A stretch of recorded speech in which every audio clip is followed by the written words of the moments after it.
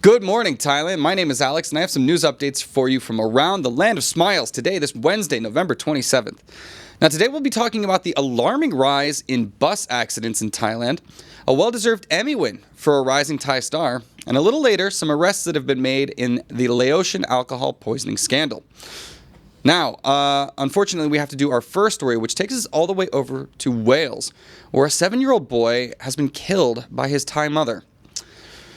So that's right, a 7-year-old boy, Lewis Lintz, was tragically killed by his own Thai mother, Papaipit Lintz, in Haverfordwest, Wales, shaking the quiet town. Papaipit admitted to the manslaughter by diminished responsibility at Swansea Crown Court, citing years of domestic abuse and mental health struggles. Originally from Thailand, she endured a violent marriage with her estranged husband, Edward, now in a psychiatric facility. Financial ruin and failed businesses compounded her struggles. Neighbors described her as a devoted, quiet mother, leaving the community shocked by the tragedy. Police praised their team's professionalism in a highly emotional case. Papaipit awaits sentencing on December 13th. Well, what can you say about this except that it sucks? Unfortunately, for this family, his tragedy has struck multiple times. Abusive husband, so abusive he ends up in a psychological ward. Failed businesses, financial pressure compounds for the mental breakdown of this mother, who unfortunately has taken the life of her own son. This is just one of those stories that reminds you what a cruel place the world can be at times. And I just feel nothing but pain and sympathy for all parties involved. I don't understand exactly what happened with the details of this case, where it's still unfolding, and we'll learn more soon. But sometimes there are cases where you're like, oh, that'll be an interesting Netflix documentary. This one is just going to be a very sad one. And yeah, hearts go out. Sorry to start the news day off with this one, guys, but I figured we've got to get this tragic story out of the way. Rock trip on this mirrors my sympathies. So sad. Mojo says, this woman needs help, not prison. I mean, again, unclear. Obviously, she needs help. And you like to think that the prison system is a rehabilitative system, but oftentimes it is not. It is also punishment as well. I don't know what to say. Mental breakdowns, it can happen in an instant, right? And people can make crazy, life-altering decisions in the moment of a breath. So I guess we'll learn more details about this in the future, but it certainly seems like just a senseless tragedy. All right. Anyways, moving on to our next story. Not the only tragic incident I'm going to be talking about today, unfortunately. Now, a shooting incident in Samut, Prakan has left multiple dead. So, a shooting in Samut, Prakan left 4 dead and another 7-year-old girl severely injured when 63-year-old Pisit Lampli opened fire on a neighboring family before taking his own life. The tragedy occurred near Samut Prakan Crocodile Farm and Zoo on Monday night. Victims included a 69-year-old woman, her 43-year-old daughter, and her 45-year-old ex-husband. The child, who suffered multiple gunshot wounds, is in critical condition. Police reported the dispute stemmed from a recent loan of 80,000 baht, which the woman lent to others, angering the gunman. Investigations continue as the community mourns the loss. Well, that is absolutely, talk about senseless tragedy. 80,000 baht is certainly, not worth anyone's life, let alone 4, let alone taking your own. Absolutely insane situation, and again calls to question what exactly is going on with the gun control laws here in Thailand. How easy is it for people with mental health problems to be able to get their hands on firearms? This is not the first mass shooting that we've seen in recent years in Thailand, so should something be done? Should we change policies here to make sure that people who are getting their hands on weapons actually have a license, a healthy, stable background, in order to make sure these kinds of incidents, stop occurring so frequently? Crazy stuff. All right. Yes. DEDJ says, stay sharp and vigilant out here, people. Indeed, be careful. And yeah, I don't know. this is like one of those weird Hatfield and McCoy situation where families with long-standing beefs just sort of like reach a boiling point, and eventually it spills over. Because obviously, like, what did this guy gain from killing these people? And then himself. So, yeah, just another one of those snap situations over such a small amount of money, too. 80,000 baht. Look, I know it's, you know, that's a lot of money for a lot of people in Thailand, but it's certainly not life-ending money. Yeah, who wins now? None of us. So, yeah, people, go seek help. Don't, if you're contemplating murder, maybe do a little reflection before you land yourself in hot water. Good morning, Mandalik. Thank you for joining us. Powerpuff Girls fan coming in with the obligatory Trump 2024. You already won. What more do you want? In any case, and Bonobo does not share your sympathies. Moving on to our next story, which, okay, I'm getting all the sad stuff out of the way, guys. I promise there's some happy stuff coming down the line. But first, unfortunately, bus accidents in Thailand have increased nearly 50% in recent years. So, public bus accidents in Thailand surged by 46.5% in 2023, with fatalities more than doubling from the previous year, according to the NESDC. Driver behavior, including speeding, tailgating, and fatigue, accounted for 81% of incidents, exacerbated by poor working conditions. Aging, poorly maintained bus, and unsafe vehicle modifications, such as improperly installed CNG systems, further increased risks. A tragic example occurred on October 1st when an overloaded school excursion bus caught fire, revealing severe safety violations. Despite promises of reform, inadequate enforcement and prioritization of profit over safety persist, highlighting the need for stricter regulations and accountability.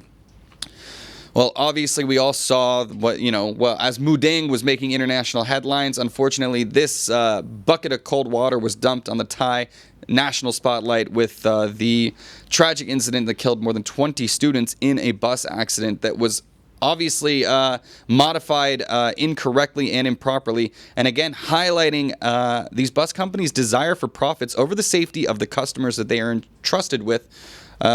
So yeah, what can be done?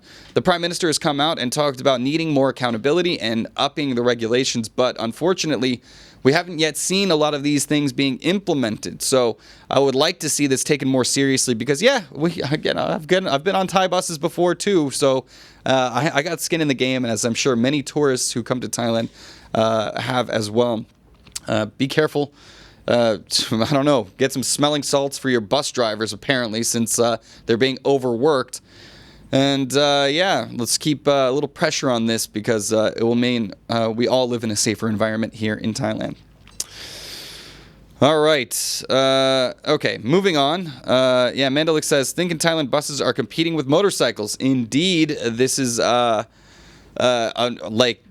thinks of Thailand as a very safe place. Unfortunately, the one exception to that rule is on the roadways. There is a higher level of roadway accidents and deaths compared to other countries. So be careful. Wear your helmets, guys, if you're on the scooters.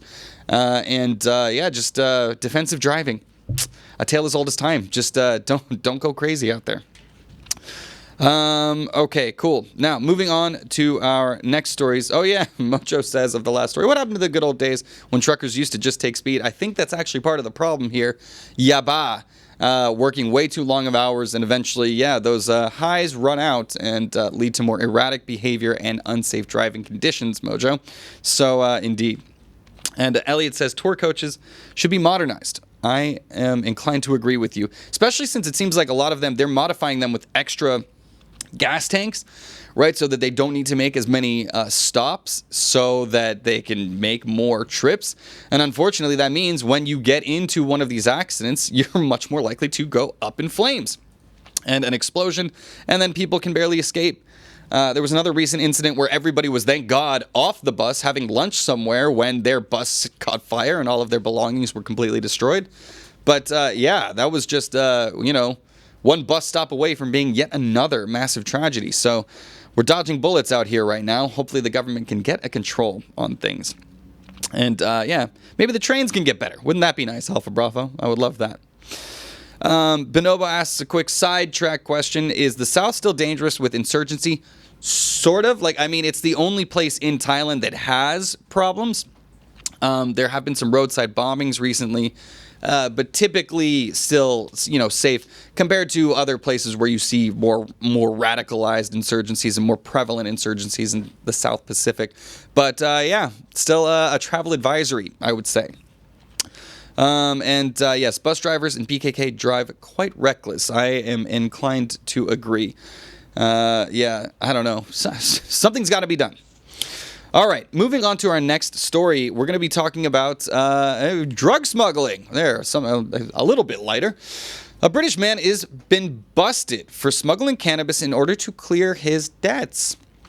The man, Dean Farrow, a 28-year-old Briton, was caught smuggling over 200,000 pounds worth of cannabis from Thailand at Manchester Airport, attempting to clear debts to his mother. He claimed he was holding the bags for a friend, quote unquote, but struggled to explain why he didn't know the combination. Border officers used a default code to unlock the suitcase, revealing 53.65 kilograms of cannabis. Good God. Farrow admitted to being offered 10,000 pounds for the job and pleaded guilty to drug importation. The judge sentenced him to 26 months in prison, emphasizing the severe consequences of drug smuggling.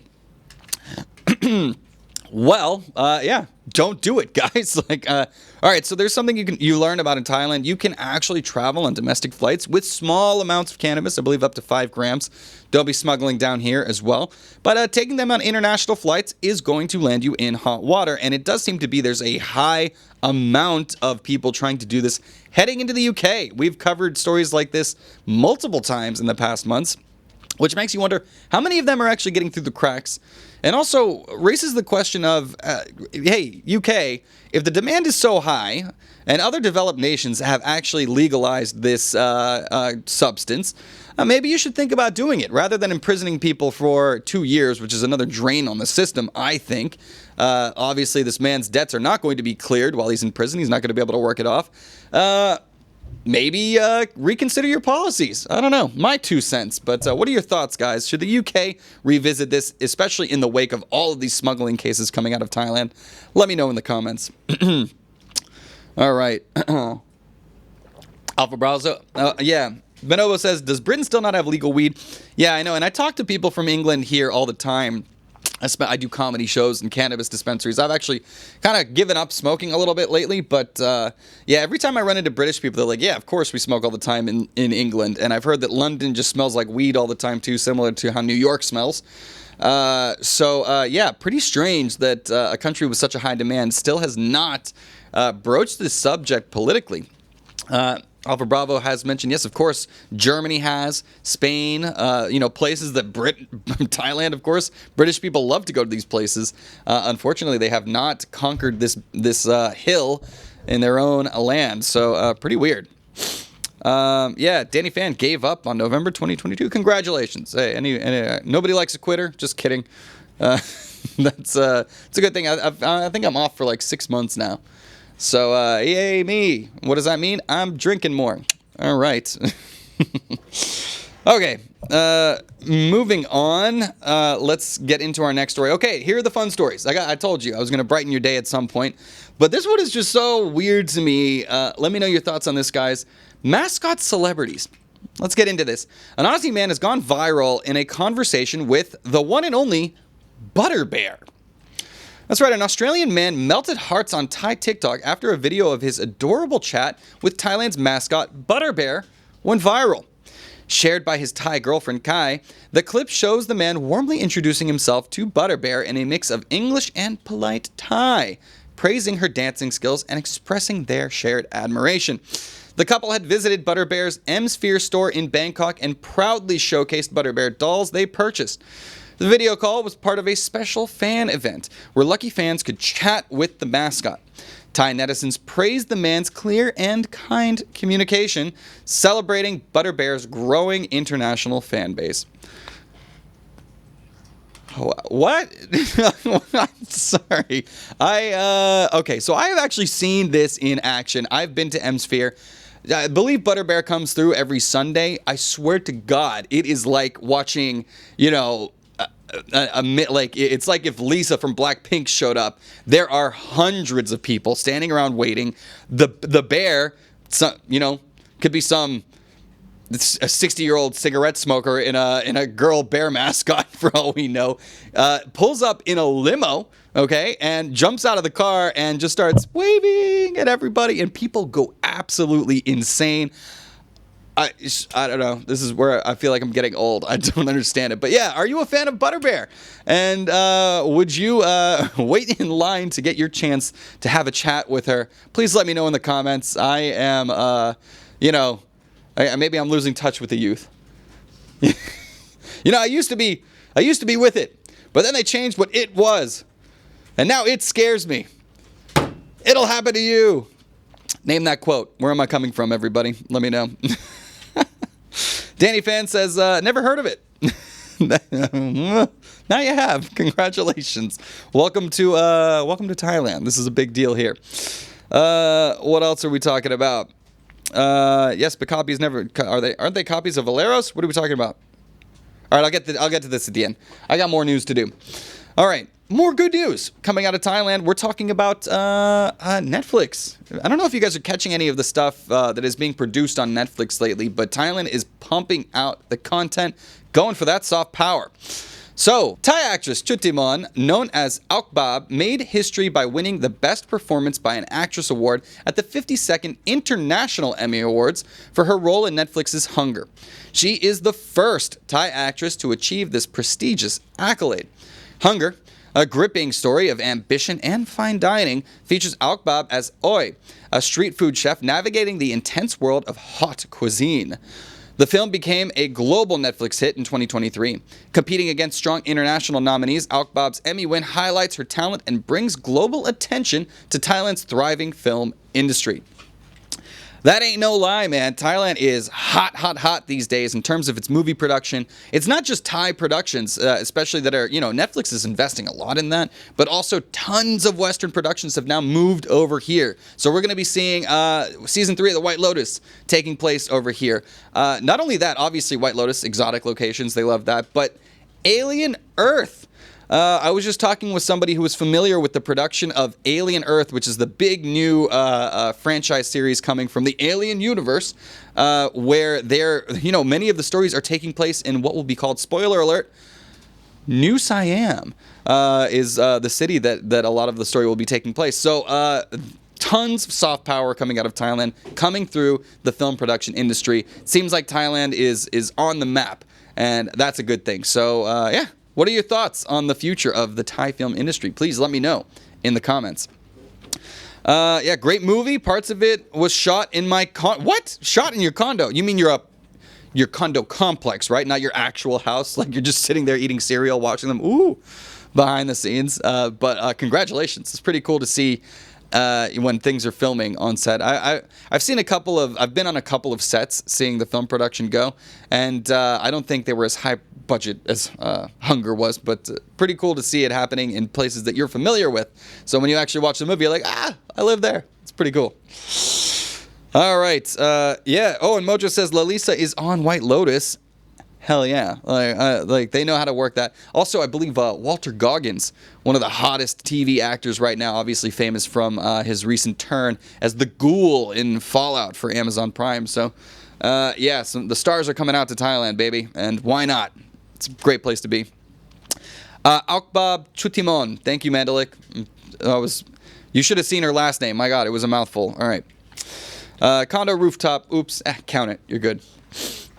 Okay, guys, that'll do it for our Tiger section of the news. Now we are heading on to our ASEAN section, where, again, some tragedy and some funny. We'll get to them in that order. First off, Wu-Tang Life says 90% of acting is luck. There are a lot of really good actors that never get a shot at the movies or TV. You're looking at one. I've done a little bit of acting, but waiting for my big break. If anybody knows any connections, let me know. All right. Ellie Das, have you seen the Thai movie Bad Genius starring that actress? I have not. I actually haven't seen too many. When I watch Thai movies, I like to watch the scaries. Actually, Thailand, I believe, does Thai or horror comedy movies very well. I saw one starring my friend Johnny Mokjok. Is that it? Jonathan Sampson. He was one of the stars of the recent film on Netflix, The Murderer.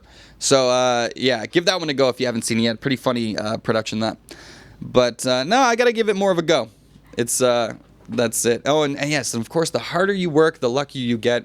Ain't that the truth, too? I guess I got to keep going. Oh, and also The Creator, filmed in Thailand. Thank you for that, Alpha Bravo. A little tidbit of knowledge. That was a fun movie. I like that. It was like that AI uprising thing.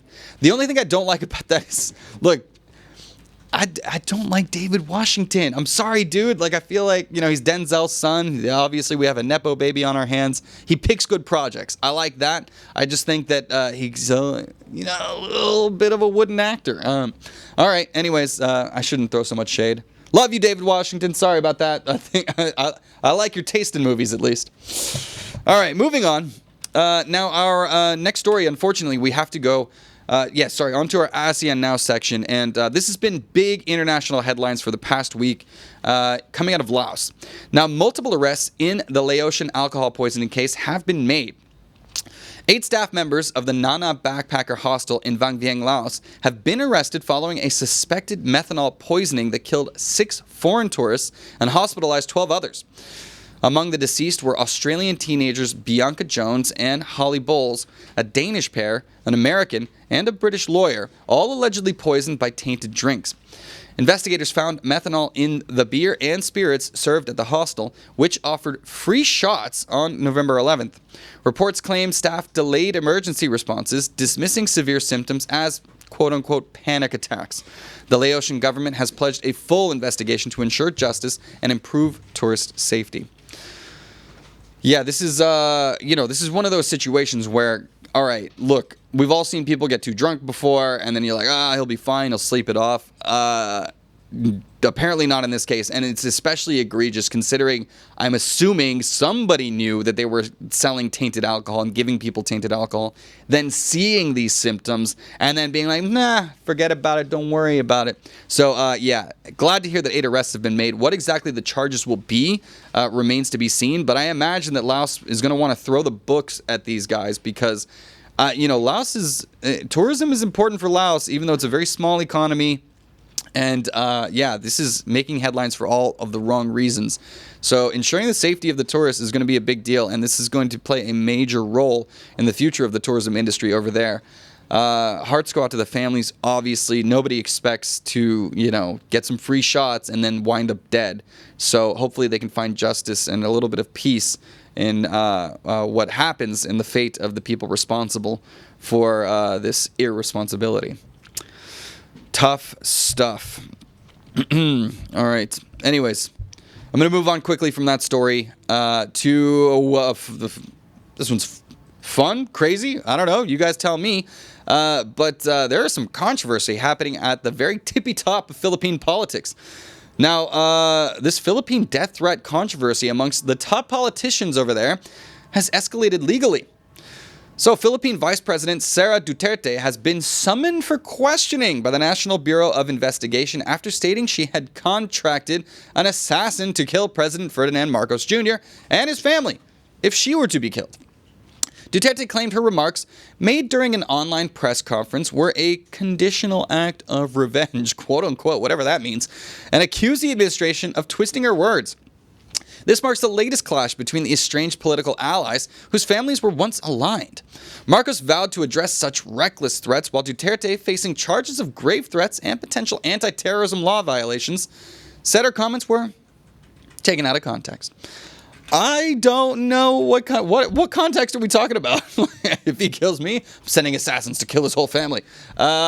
Maybe we should de-escalate the rhetoric over there if these are words that you didn't really mean. But yeah, it's pretty interesting to see that Marcos Jr. is like, well, now I feel threatened, so I'm going to have to bring you up on charges for that. And she's trying to walk back the statements. I don't know. What are your thoughts? Now, Marcos Jr., Duterte, both of them children of former presidents of the Philippines. So we see some more Nepo babies in the news over here. But is this just childish squabbling, or is there actually bite to this bark? Let me know your thoughts if you're coming in from the Philippines. What kind of effect this will have on the political situation over there? I'm curious to know. All right. Miss Duterte looks really dangerous, says Alpha Bravo. Apple doesn't fall far from the tree.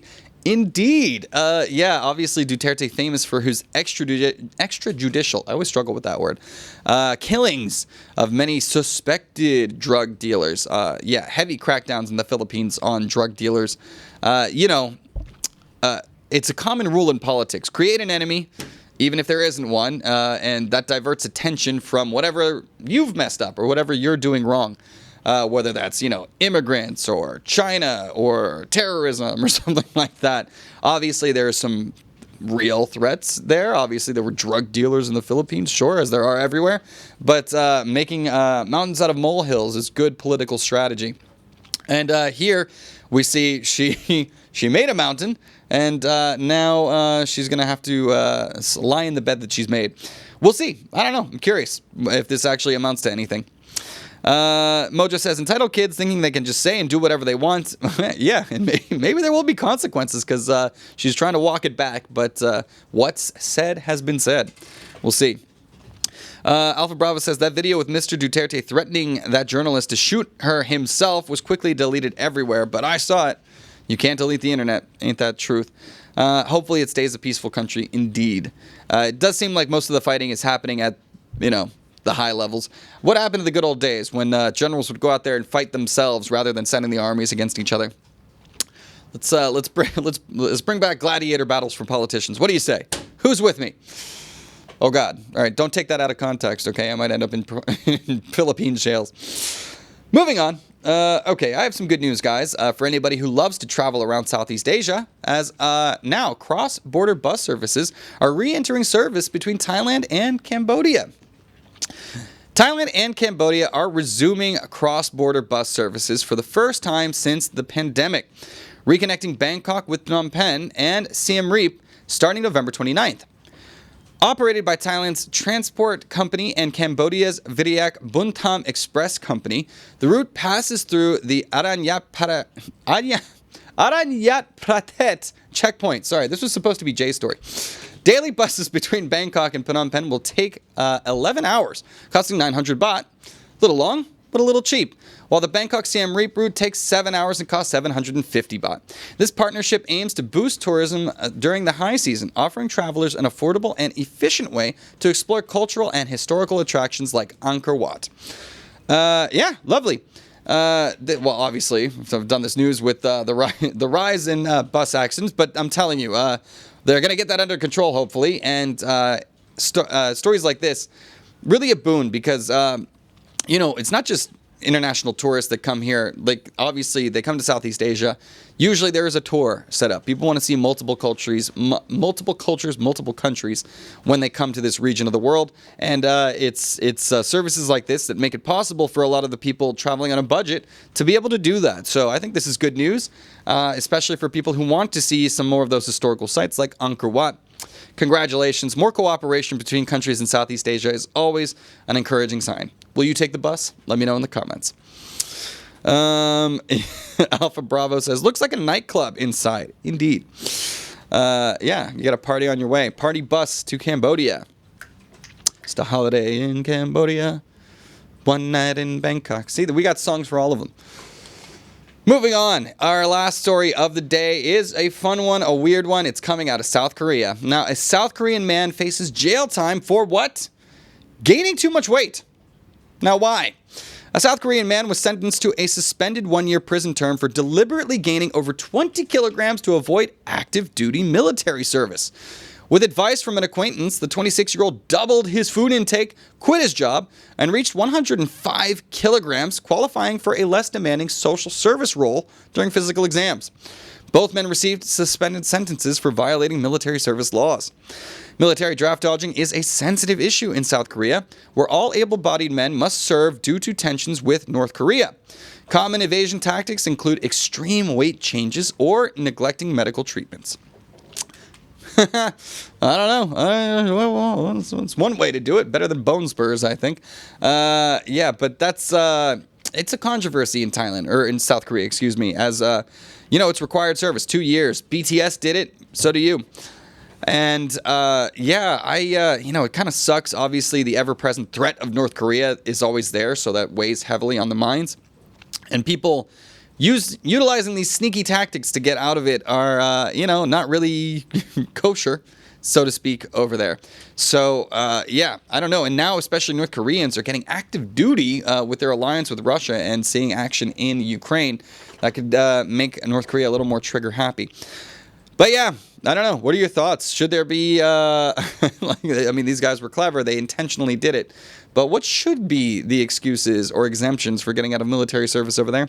Your thoughts. Let me know in the comments. Okay, guys, that'll do it for our stories from around Thailand and the greater ASEAN region. You can always go to thetiger.com for more news stories throughout the day as we update that constantly. There's almost like 50 news stories every single day, keeping you posted on all things Thailand. Also, don't forget to join the conversation. Head over to ASEANnow.com where you can sign up for a quick little registration. You'll be able to have conversations with like-minded expats. It is the largest expat forum in Thailand and growing throughout the region. All right, that'll do it from me. We'll be back again with you tomorrow, and let me get into the comments and see what's happening.